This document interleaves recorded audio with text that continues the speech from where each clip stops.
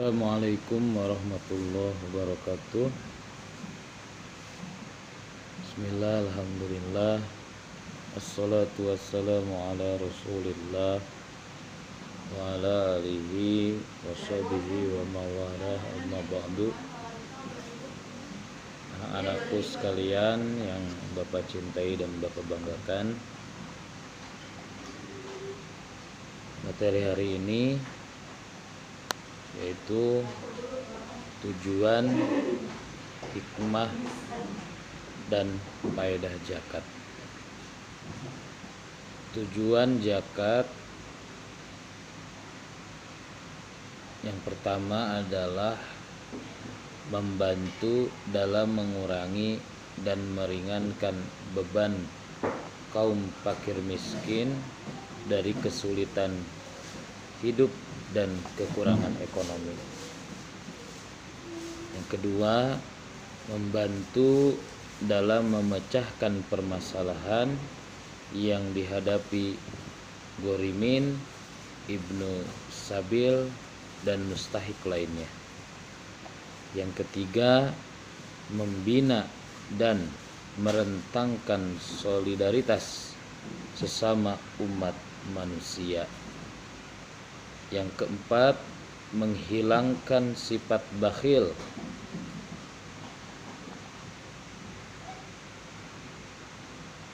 Lalu yang kelima, menghindari penumpukan kekayaan pada sedikit orang yang dikumpulkan dari orang-orang kebanyakan.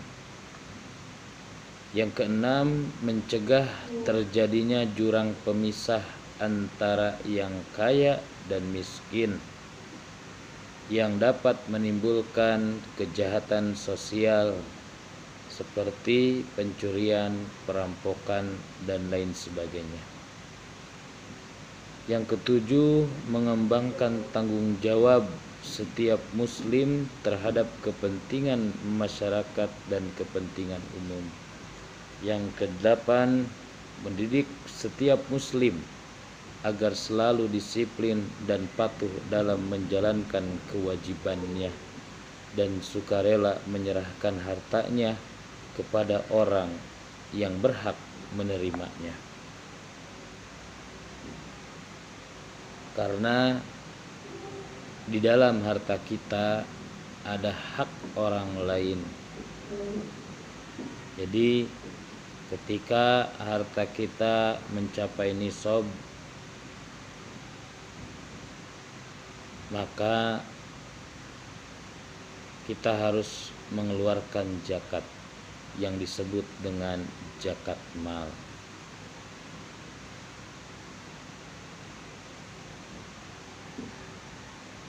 Jika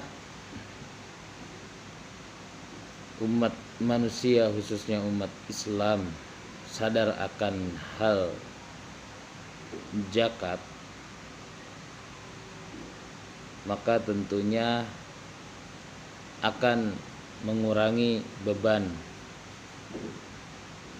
orang-orang yang tidak mampu, orang-orang yang berhak menerima zakat yang disebut dengan mustahik. Ada fakir miskin, ada fakir, ada miskin, ada Ghorimin, Ibnu Sabil, dan lain sebagainya. Lalu berikutnya hikmah zakat. Ada beberapa hikmah dari kewajiban melaksanakan zakat. Yang pertama, mensyukuri nikmat Allah. Yang kedua, mengatasi kefakiran di masyarakat. Yang ketiga, membina dan mengembangkan ketentraman kehidupan bermasyarakat, ekonomi, pendidikan, dan sebagainya. Yang keempat, merupakan wujud gotong royong dan tolong menolong di antara sesama muslim dan masyarakat secara umum. Yang kelima, memberi keberkahan pada harta yang dikeluarkan zakatnya. Yang keenam, menyebabkan bertambahnya rezeki dan pertolongan dari Allah Subhanahu wa taala.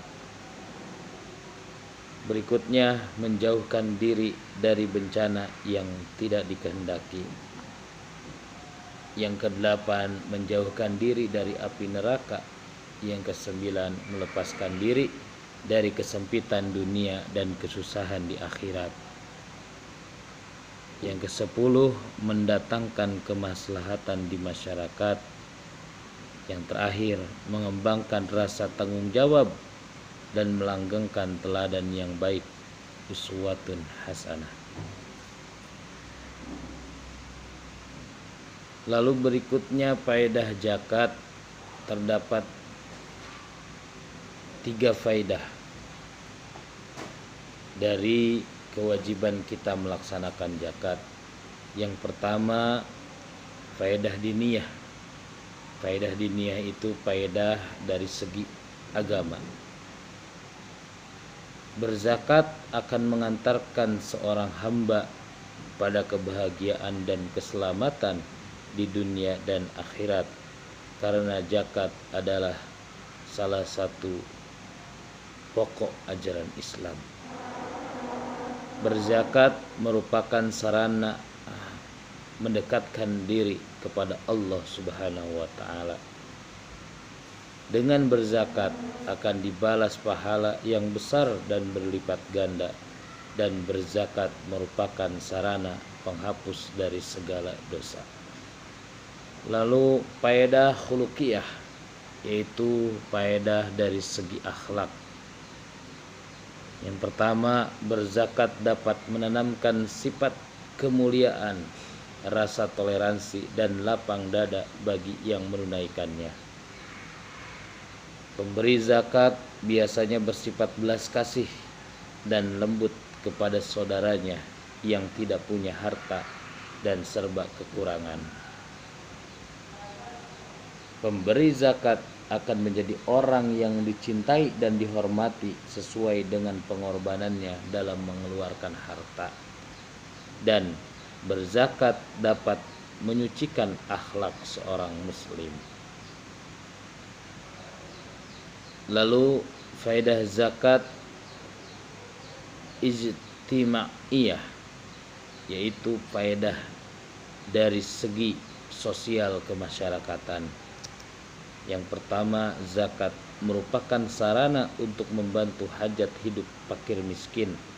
Yang kedua, memberikan dukungan, kekuatan bagi kaum muslim yang berjuang di jalan Allah, jihad fi sabilillah, dan mengangkat eksistensi mereka. Yang ketiga, zakat dapat mengurangi kecemburuan sosial, dendam, dan rasa dongkol orang-orang yang bernasib buruk dalam kehidupan berekonomi. Yang keempat, zakat akan memacu pertumbuhan ekonomi pelakunya, dan yang pasti keberkahan dalam hartanya akan melimpah. Yang kelima, membayar zakat berarti memperluas peredaran harta, benda, atau uang. Ketika harta dibelanjakan, maka perputarannya akan meluas dan lebih banyak pihak yang mengambil manfaat dari perputaran kegiatan ekonomi tersebut. Itu saja yang dapat Bapak sampaikan. Semoga kita semua menjadi orang yang diberikan kelebihan harta oleh Allah Subhanahu wa taala, dijadikan orang yang cukup, dan sehingga kita selalu menjalankan perintah Allah, khususnya dalam melaksanakan zakat, baik itu zakat fitrah maupun zakat mal. Cukup sekian dari Bapak, kurang lebihnya Bapak mohon maaf. Wabillahi taufiq wal hidayah. Assalamualaikum warahmatullahi wabarakatuh.